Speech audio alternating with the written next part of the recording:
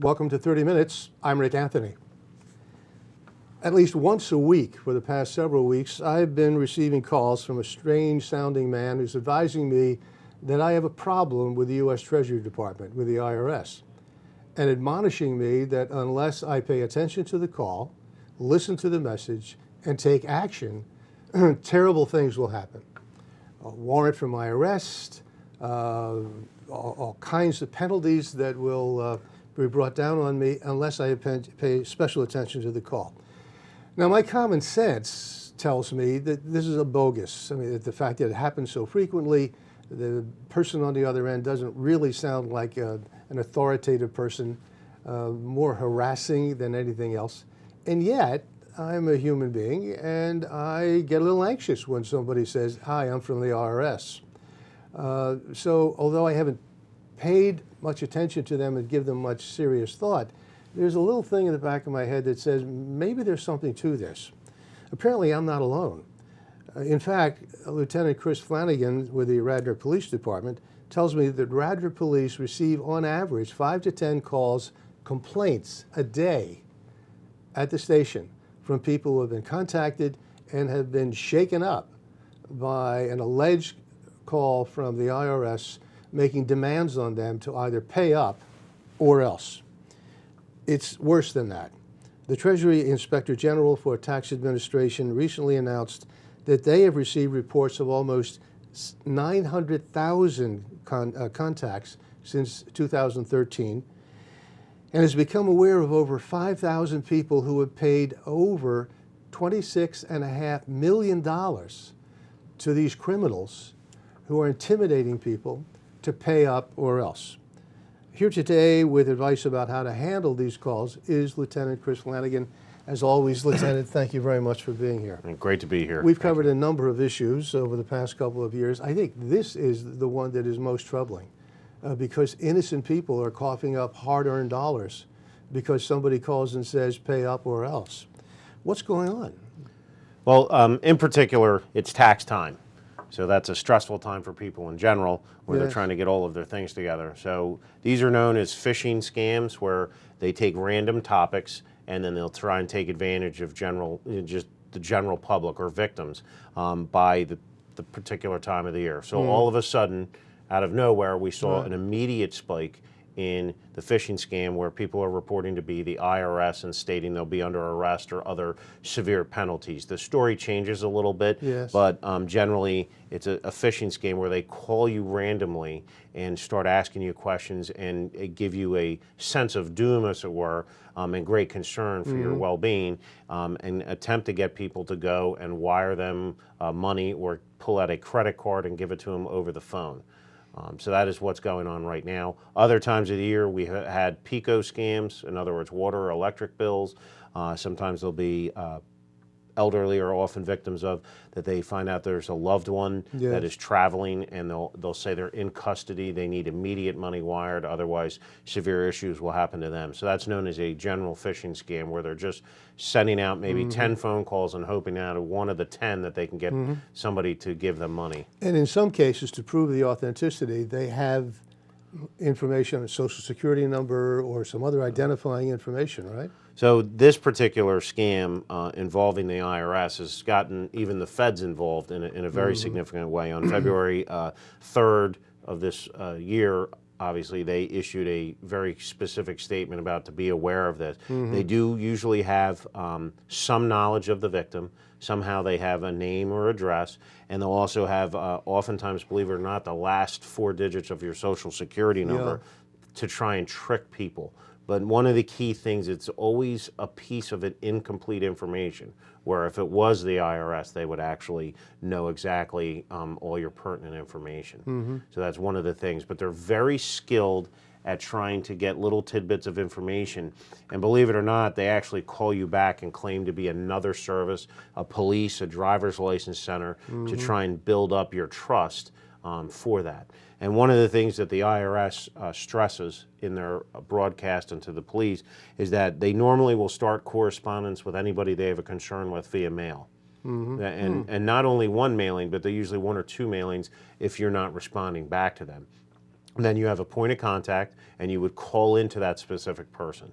You could actually use the web to attempt to identify the phone number, but they're not going to call you and randomly call you up.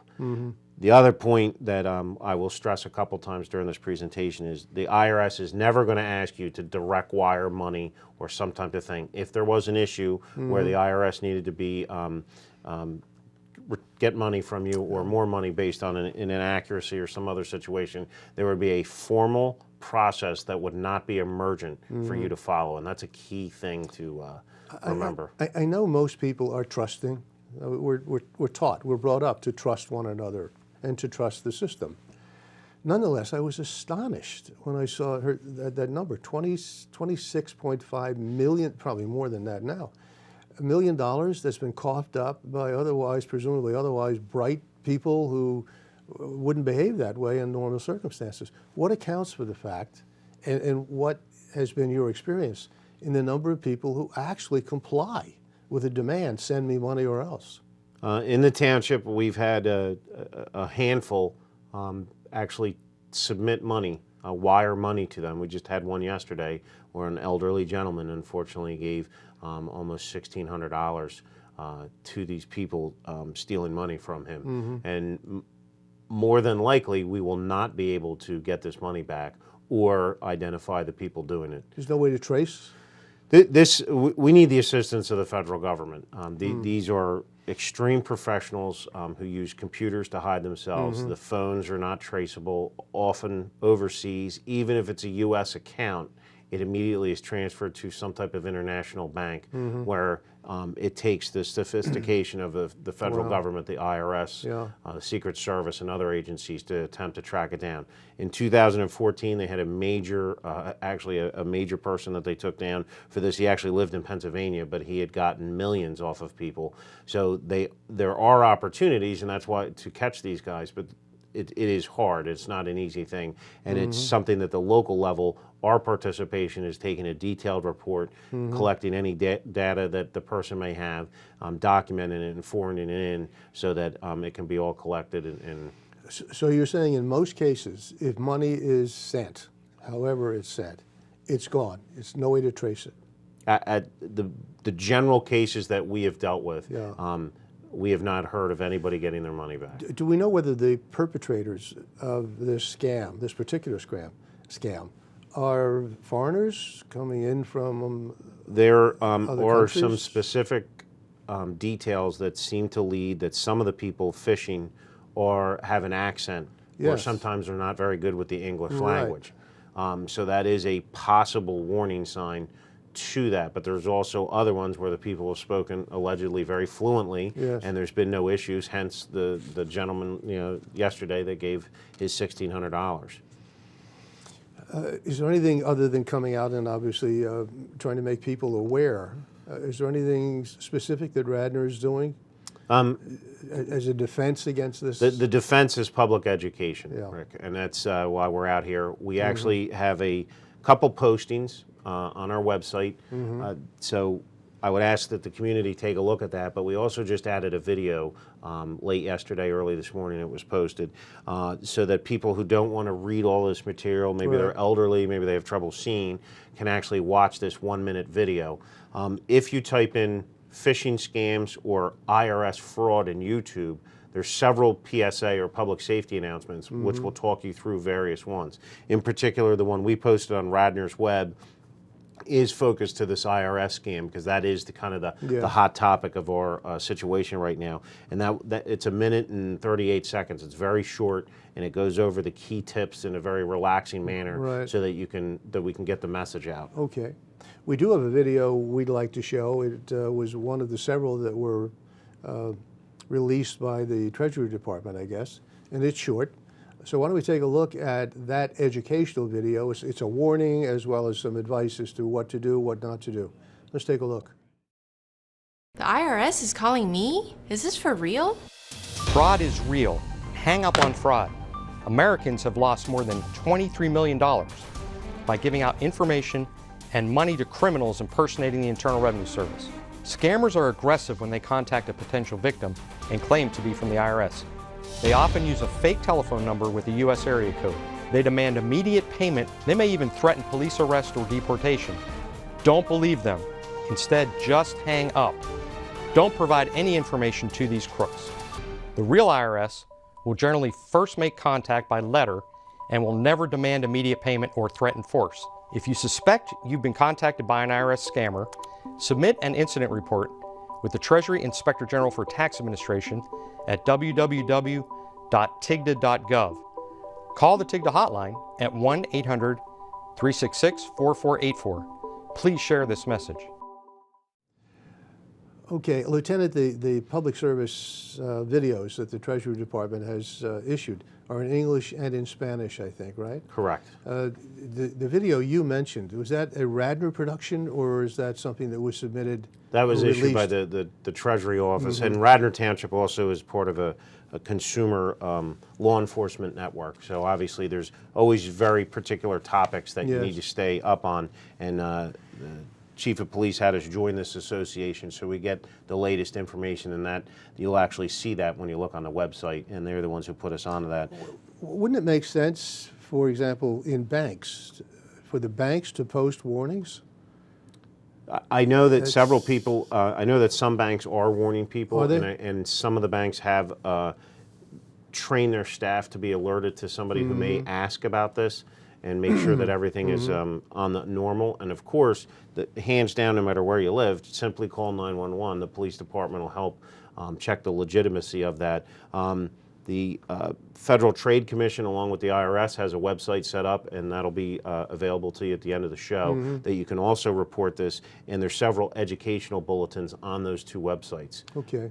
And actually, the IRS has the Dirty Dozen list of tax scams for the 2016 filing system. So not that we're talking about one of them. They actually what they're calling the Dirty Dozen list of tax scams for the 2016 filing season. The Dirty Dozen? Yes. So there are several different things because, again, during tax time, you're Yeah. focused on payments, receipts, and other Yes. things. And these bad guys are dialed in on that. So the IRS actually has, they call it the Dirty Dozen. Can you list the Dirty Dozen? Absolutely. I have it on the back here, and we can take a look at it on the website. Okay. But just give me an example of the Dirty But, Dozen, the IRS. other than what we've been talking yeah, about. they have the IRS, and we have one other one. I have to look it up. That's okay. That's all right. You say it's on the website? Correct. Okay. Can you walk us through a typical call? Again, I know what I experienced, and in most cases, I didn't listen to the whole message because in my gut I knew it was just had to be bogus. But according to the information that the Treasury Department has put out, what's a typical call? How does it go? Well, it usually what we understand is they may have either a block number or it says something about revenue, service, or something. So it has a component that would seem like it was a federal government. So if you have caller ID, before you're even picking it up, you're Right. getting the assumption you're talking to somebody official. The people are very calm and very well trained. They may know your name. Again, the last 4 digits of your social security number is very common. Or they'll have some point of information, maybe what college you went to, or they may say, we're going to discuss your mortgage or something like that and the interest regarding that, because most people have mortgages Yes. on their property. So they use some very common things. They will also have an IRS badge number. And they're very good at tricking, making you have a false sense of security. Yes. So they'll have a badge number. They'll say, I have a code number for you, which often distracts people. So if I tell you I have a 6-digit code, it's very important you remember this. Now you're focused on getting it right because you're in fear that if you Yes. don't have it. So they're using distraction techniques to take you away from your total awareness. They'll give you some phone numbers, and they'll start asking you questions or say, is your wife or husband home, and distracting you, but also not only distracting you, they're trying to exude some type of information from you so that they can use it later on. You may get a second phone call. We've heard a lot of people that if they start talking to them, they must have some checklist of their own that says this is a perspective. If it's not going to be a home run on the first phone call, we're going to follow up the second or third, put pressure on you to just say, you know what, I better give them this money so that they go away. They also, now $1,600 is a lot of money, but to some people, they're not asking for an astronomical amount. They're trying to trick you that it's a minor payment that you have to make and it all will be forgotten. Yeah. Remember, the IRS, just like your taxes, has many forms, They're going to explain everything in great detail. And again, their first correspondence, according to the IRS, is usually by mail. Almost 100% of the time, an initial call. And they may be asking you to call in, but it's all on legitimate paperwork, and you follow up with them that way. The few calls, a couple of calls, more than a few, calls that I've received, as I recall, there's a number that I've been told to call. Now, is it possible to trace that number? So the answer I is, haven't called. So the answer is sometimes we call the numbers, and we'll Yeah. get somebody once they realize who it is. In particular, the police. They'll immediately hang up. Often they have sophisticated equipment that all of a sudden, let's say your loved one called, you get home and you want to investigate this a little bit more. They know it's you calling. So they have sophisticated equipment to determine they won't even answer. And obviously the classic, let's trace the line, is not that simple. It easily can be linked to other countries Yes. and other things where it's going to be impossible to trace.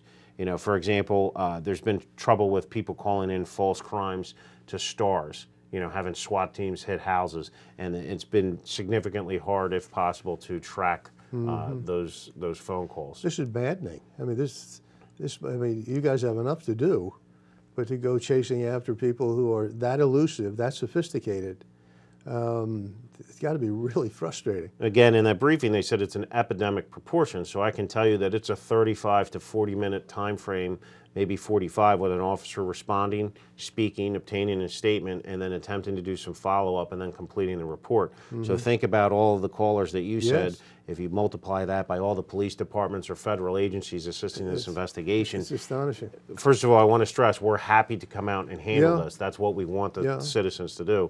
But there is a back-end effect. That officer is now not on patrol, handling other follow-ups, Yes. and so it does have an effect all the way around. And from your perspective, it may be the call that was not responded to quickly or quickly enough. You told me before we went on about some people right here in Radnor, not just the elderly gentlemen, but business people who have paid up some big numbers. Correct, and you have to remember businesses have many, many different people. So you may get somebody who thinks they're doing the right thing, and they're Yes. like, oh, we have to make sure we protect this, or the boss is away, or before you Right. get a team approach, and they're giving money as well. It's not just the elderly. These are very professional groups who know how to prey on different circumstances to try and get their objective, which is to steal money, commit crime. The world we live in. The Treasury Department, as part of its announcement, its bulletin, put out several steps that a person can take to not only register a complaint, but to check the authenticity. I think there are 3 steps, and I think you have them there as well. So are we saying that if and when possible, don't call local police, go right to the feds? I know that Superintendent Colorillo wants our residents to call 911 first, because Okay. we don't want to take even 5 or 10 minutes on any complaint. Whether it's a gas emergency or something like this, Yes. let us get our hands around it, assess it, slow it down, and then we'll put you in touch with the other correct agencies. So on our website, it's actually call 911. After calling 911, you can go online to the Federal Trade Commission, which is linked to the IRS as well, and you just put IRS Treasury issue, and they're going to follow up with you. So we ask you to report, through that process, but 911 is the best. There are 2 specific websites Correct. that have come out from the government bulletin, right? Yes, that is correct. And that's the ftc.gov, and then also the IRS. The IRS has one that's called phishing@irs.gov. So there's actually several, Yeah. and that's kind of why we want the police to come out. We will slow this down for you, help you get to the right Okay. one. All of the federal agencies have some type of website that you can report to, so we don't want people jumping all over the Yeah. place, but we want to also make our federal partners aware of Well, the there issue. were 2 in particular. You mentioned one, www.ftc.gov. Correct. And the other is www.tigta.gov, Correct. whatever that stands for. tigta.gov. And that one That's is the basically Treasury the Department. IRS/Treasury. Yeah. So they have a pretty extensive name for that, but it's the IRS. Mm-hmm. We want to keep it simple, and this way people know where to go. Mm-hmm. And please watch the video as well, because it will also explain how to report. And from what you said before, there's absolutely no recovery options? I sent I the wouldn't money- say that there's no recovery options, but the reason I stated it that way is we want people to know how serious this is, Yes. and that recovery would be extremely long-term if it occurred at all. But as of right now, I don't know of any local person who's given away money to this in our area, Radnor, that has gotten any type of money back from the federal government. in Radnor Township. Correct. Over the past year. Nobody has been reimbursed. And how many people have paid up? I'd have to, Approximately. we've probably had over a dozen that have given significant amounts of cash. Which is more than should have. And some people are embarrassed and have not called us. Yeah. And people have alluded to that, so we can't give total statistics because we haven't had a chance to do that. But a lot of people in Radnor have been affected by this and this phone call. A lot of calls, and we're happy to answer Yes. them. Now, you mentioned earlier that tax time seems to provide fertile ground for these kinds of things. Are there other seasonal scams like the Pico scam that are more cyclical or seasonal? Yeah, Will you'll you see see a higher incidence? you will see that obviously the Pico scam happened not during tax time. So obviously this is what's Right. on everybody's mind the Right. next 2 to 3 months, maybe 4 months if you file the extension. So this will probably calm down for a while and resurface next year. Right. But it also could come out of nowhere. And, it's not one group of criminals. People have to remember there's all kinds of people trying to get in on getting Yes. over on people. So then it may come up during the seasons. We go over scams of the elderly, especially driveway scams and other things where they come sort of a gypsy or bunco type of crime where they actually come and try and flim-flam you, where they may Right. get you through giving you money and they'll pour oil all over your driveway so you think it got resurfaced, or they'll tell you you have a leaky drain pipe in the back of the house, so they get a victim to walk around the back while they're having a discussion. Another person enters the house, goes upstairs, steals their items, and comes back down. All takes place. We recently had somebody get scammed, and it was on the news where they stated that they were going to fix the person's roof. They actually drove to the local bank, came back, gave the person money, and he walked away. It was literally just they sat there waiting for this elderly person to come back, give them the money, and then they just took off. So just different times of the year, those things sometimes come, but you also always have to be suspect. It's computer-based. A lot of them are not in person, Yeah. and they can do it any time of the year they want. Yeah. I don't know if you can speak to this, but I keep getting emails from from Verizon, I think it is, or maybe it's a bank as well, asking me to verify my account, to be sure I verify my account, and that I go online and there is a link to presumably give them the information they need to verify my account. And again, I just delete them because I assume if Verizon really wants to reach me, it's going to be a letter. Yes, in this list of phishing scams, email entry is one where I think it's a lot easier for them to do. In other words, they don't have to spend much time. Right. They create some type of email and they're able to mass send that out, Yes. literally across the country, if Yes. not the world. So you're 100% right.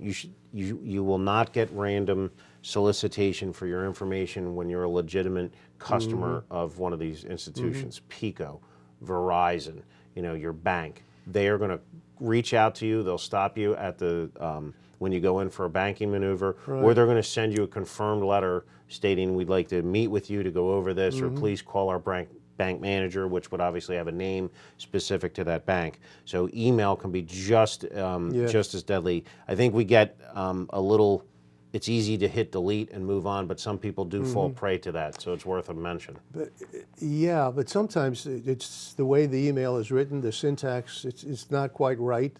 Right. You can tell if somebody either is not totally familiar with the language or just not a very good writer, but not the kind of thing you would expect from Verizon. And they may even have a couple of account numbers that are Yes. accurate to yours. Yep. But there's always something missing or a line that's lower on the email that was sent Yes. out that wouldn't be normal. And you can always compare it to other documents you've gotten from the same institution, because you're probably going to see, if you spend a minute looking at it, you'll pick up on a couple of inaccuracies in format, color, layout. But again, none of your legitimate, and most of the people around here stay up on their accounts or on any issues. These these places aren't going to, Verizon Yeah. isn't going to randomly ask you for more money. They follow a monthly billing cycle. Tell me about health care. It occurs to me that that's a real opportunity for scam. People who still owe money to a hospital or a physician. Physicians have, as hospitals have collection agencies that go after bad debt. Correct. That one, although is a little bit more limited, but when you're in the hospital, there's so many moving parts. If you've ever reviewed one of those major bills, it is a huge issue and very it's complex. Impossible to understand. Because you're not always getting a bill from, let's say, Bryn Mawr Hospital. Right. There's X-ray services, Exactly. Quest blood services. Beyond comprehensive. So it's beyond comprehensive. What we ask people to do is slow down. Please contact your provider. So in other words, your doctor's office. If it's Bryn Mawr Hospital, contact Bryn Mawr Right. Hospital or go there in person. They will help walk you through what's legitimate. All right, but please just don't randomly start firing off checks, or if you do end up making contact, taking credit card information over the phone. Please do not do that. Take your time. Somebody's there to help you from the place that you get medical care, tell you if it's legitimate or not, and make sure that you're. Is there high incidence of that? It is Healthcare? common. It is common, but I wouldn't say nothing to the level of like this IRS Yeah. phishing scam. But we want to try and make people aware that what they're trying to do is compromise your information so they can use it. Is there one scam in particular, Lieutenant, that seems to be aimed at the elderly, the unsuspecting, trusting, lonely in many cases? The phone scam seems to be almost random. Some places they allege have information. This is so widespread, it seems that they're going after everybody and anything they can. But obviously, a caller has a descript voice or sound, and they're able to pick up on your elderly if you have an ethnicity or anything else, and they're going to try and prey on that angle.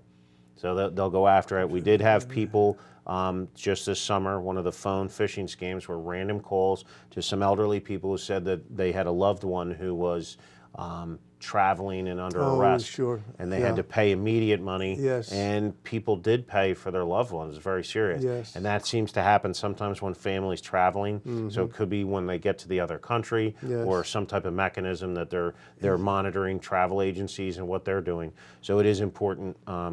Again, to contact your local police before you would take action like that. It is astonishing because they know so much about us, whoever they are, and the level of sophistication, how they get at us and to us, is frightening because it's just going to get better from their standpoint. They're getting better at it, and we're all sitting ducks because, again, we're taught to trust. And we start moving into areas of cynicism and being skeptical and not trusting anybody because you're constantly on guard. That is correct. I mean, they're trying to take random advantage by these guys are sitting behind a computer or some type of robocall system, and there's not risk, you know. So if you think about like a bank robber has to run into a bank, there's a lot of risks of running into a cop, somebody who's security, chances of being caught. This you could sit back and it just randomly do it in a mass quantity. So you just have to be vigilant. I don't think we have to run around in fear, but we want people to be vigilant, especially when you're going to give personal account information or send large amounts of cash all of a sudden. Just doesn't add up. And just ask somebody for some help. I know in Radnor Township we're happy to respond and assist, and I know that all the other municipalities share the same. It certainly sounds like you've got it covered, along with everything else you folks have to do to protect us. My guest today has been Lieutenant Chris Flanagan, a good friend of Radnor Studio 21 and of Radnor in general, the Radnor Police Department, talking about a nationwide scam that perpetuated by very sophisticated crooks who over the last 3 years have stolen over $26 million from unsuspecting victims. Terrible, terrible. Well, thank you again very much for being here. Thank you. It's my pleasure. And make sure everybody tells a friend about this as well. Good advice.